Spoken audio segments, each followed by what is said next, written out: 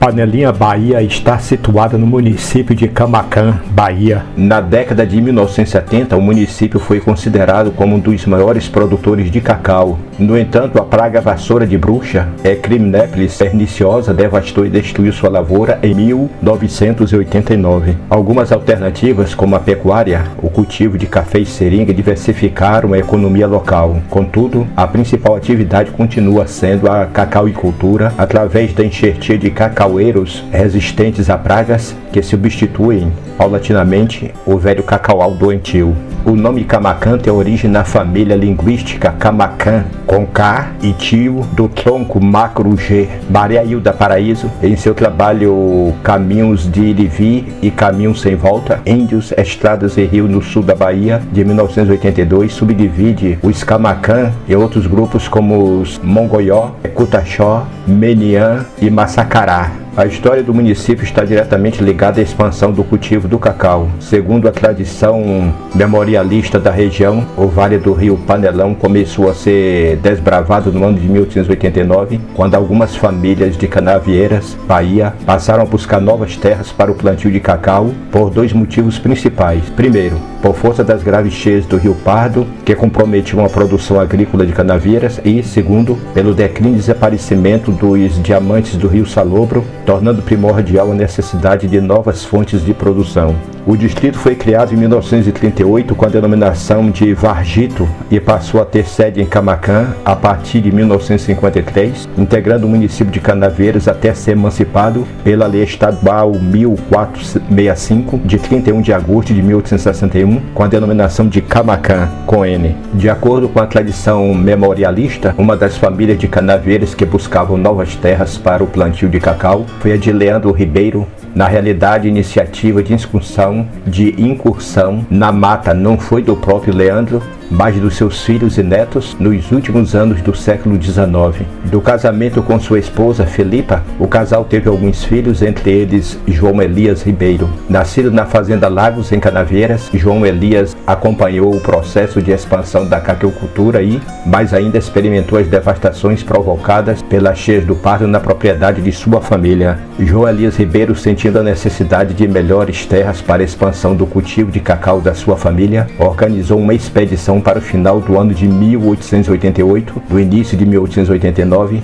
aproveitando assim o verão e as melhores condições do clima. O objetivo dessa empreitada era reunir 15 homens para subir de canoa ao Rio Pardo até a confluência do Rio Panelão, semeando algumas sementes de cacau naquelas terras mais elevadas, protegidas de enchentes. Porém, João Elias Ribeiro adoece do período da expedição e transfere o comando desta para seu filho mais velho, Manuel Elias Ribeiro, que tinha apenas 19 anos em 1889. Para acompanhá-lo, pede a seu outro filho, Antônio Elias Ribeiro, com 16 anos, que embarque junto com o seu irmão e outros 15 homens nessa jornada. A marcha durou pouco mais de 30 dias e os expedicionários retornam à fazenda Lagoa com um sentimento de êxito. Em 1894, João Elias Ribeiro, com a saúde recuperada, retorna com seus dois filhos, Manuel e Antônio, para verificar os resultados da primeira incursão. Comprovada a fertilidade das terras, a família Ribeiro abre as primeiras roças de cacau nessa região, ao longo do vale dos rios Panelão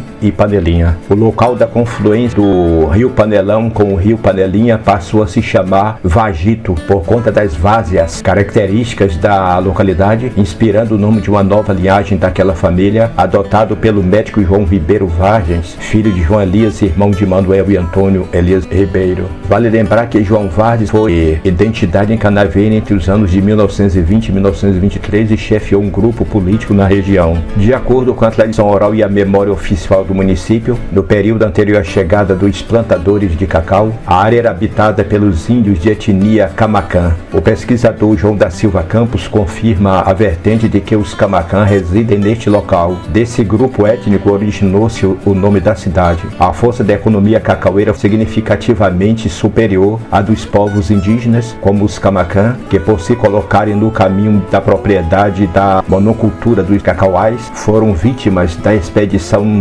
cultural e do extermínio. Em 1914, a devastação provocada pelas cheias do Rio Pardo marcou um novo fluxo migratório para o Varjito. Novas famílias dirigiram-se até a região para plantar cacau e, consequentemente, iam circunscrevendo a área povoada apenas naquela localidade. A localização geográfica de Camaquã foi um pouco afastada do Varjito e, só mais tarde, ocorreria o seu povoamento. Relatos orais levam a crer que o Dr. João Vardes estimulou o desenvolvimento de um núcleo urbano na sua fazenda Camaquã, contribuindo para acessar o desenvolvimento do Varjito. Entre 1920 e 1940 houve o desenvolvimento e a sedimentação do plantio de cacau do território de Camaquã. Famílias de canaveiros de outras localidades expandiram suas plantações para terras cada vez mais distantes e férteis. No final da década de 1940, o local despontava como promissor. Contudo, as autoridades canaveirenses não demonstravam muito interesse no desenvolvimento urbano de Camaquã. A partir de 1953, com a elevação a distrito de Canaveiras, a revolta contra a administração municipal ganhou força, uma vez que ainda não havia água encanada, calçamento e rede elétrica. Camaquã possuía nada mais do que poucas casas de madeira. O censo demográfico realizado em 1960 pelo IBGE, Instituto Brasileiro de Geografia e Estatística, já apontava Camaquã com 19.698 habitantes. O descontentamento da população de Camaquã em relação ao descaso da administração canaveirense crescia na mesma proporção em que a família Moura Vargens Ribeiro despontava como liderança política pela emancipação do distrito. Essa liderança derivava do poder econômico que estas possuíam, liderados principalmente pelos irmãos José Ribeiro de Moura, suplente do deputado estadual de 1959 e 1963, e Boaventura Ribeiro de Moura, primeiro prefeito municipal entre 1963 e 1966. Um plebiscito foi realizado no dia 11 de junho de 1961, de acordo com o consentimento do governador Juraci Magalhães, para que a população expressasse sua vontade em relação à emancipação. A votação trouxe resultado favorável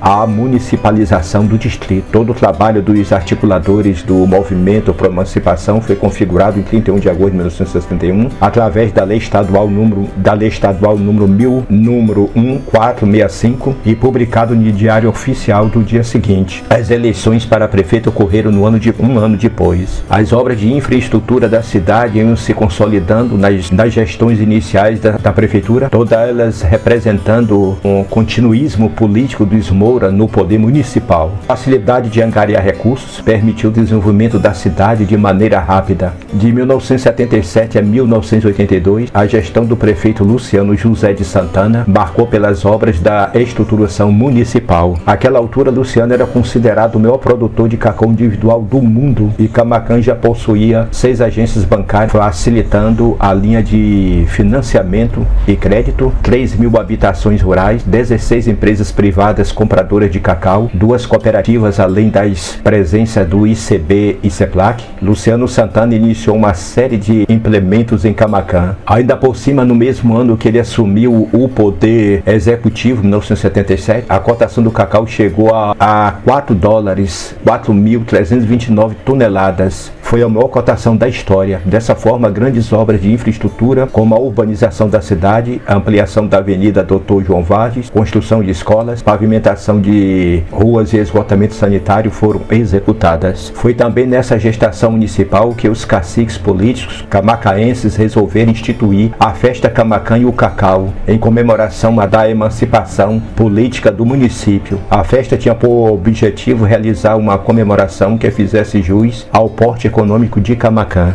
A exuberante produção camacaense, que no ano de 1983 atingiu 1.300.000 arrobas de cacau em amêndoas, gerava uma conjuntura econômica favorável, proporcionando a autossuficiência dos produtores e reproduzindo como nunca a ideia do Eldorado. Segundo o IBGE, em 1980, a população de Camaquã era de 40.498 moradores, sendo que 25.538 habitavam a zona rural. Assim, a prefeitura urbanizava a cidade com poucas dificuldades. O novo acesso de Camaquã até a BR-101, além de jardins, um estádio de futebol, colégio e um novo prédio para a prefeitura municipal foram construídos na década de 1980. Entre 1986 e 1989, as taxas ascendentes da inflação, a estagnação dos preços internos e impactos de encargos financeiros ao crédito, além dos reajustes dos preços da mão de obra e de insumos provocados pelos malogrados planos econômicos do país afetaram diretamente a economia cacaueira. Além disso, houve ainda uma prolongada estiagem neste período. O grande golpe para a desestruturação financeira da lavoura cacaueira de Camaquã foi o advento da vassoura de bruxa em 1989. Essa doença, causada pelo fungo Crinépheles perniciosa, desenvolveu-se nas brotações, flores e frutos jovens do cacaueiro, prejudicando o crescimento da planta e, consequentemente, trazendo grandes prejuízos à lavoura. A crise perdura há quase 3 décadas e alterou drasticamente a vida socioeconômica e política camacaense, desemprego dos trabalhadores, êxodo rural, mudanças das relações políticas e sociais dos cacauicultores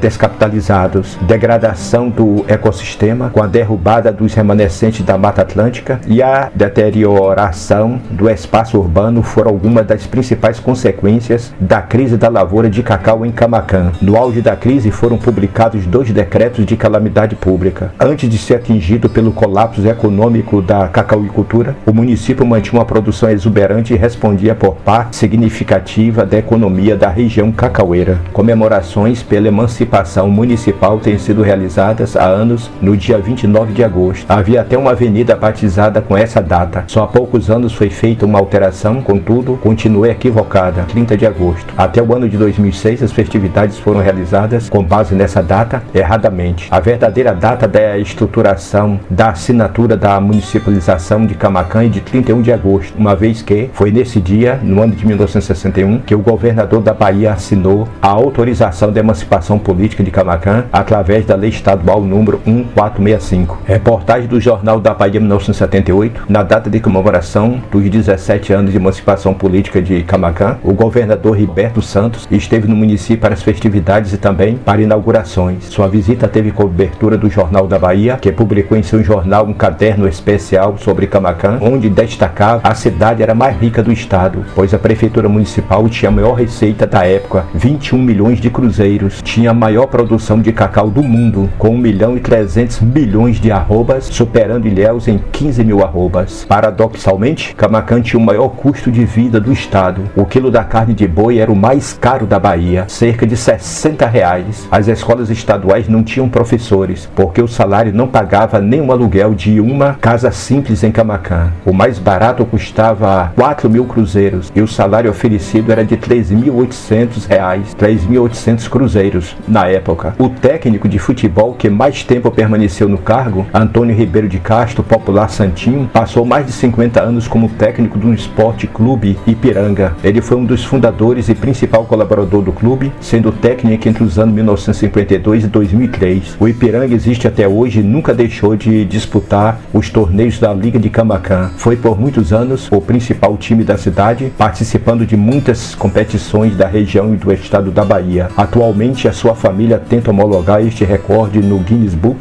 de Camaquã de 31 de agosto, uma vez que foi nesse dia, no ano de 1961, que o governador da Bahia assinou a autorização da emancipação política de Camaquã através da Lei Estadual número 1465. Reportagem do Jornal da Bahia 1978, na data de comemoração dos 17 anos de emancipação política de Camaquã, o governador Riberto Santos esteve no município para as festividades e também para inaugurações. Sua visita teve cobertura do Jornal da Bahia, que publicou em seu jornal um caderno especial sobre Camaquã, onde destacava a cidade era a mais rica do estado, pois a prefeitura municipal tinha a maior receita da época, 21 milhões de cruzeiros, tinha a maior produção de cacau do mundo, com 1.300.000.000 de arrobas, superando Ilhéus em 15 mil arrobas. Paradoxalmente, Camaquã tinha o maior custo de vida do estado. O quilo da carne de boi era o mais caro da Bahia, cerca de R$60. As escolas estaduais não tinham professores, porque o salário não pagava nem o aluguel de uma casa simples em Camaquã. O mais barato custava 4.000 cruzeiros e o salário oferecido era de R$3.800,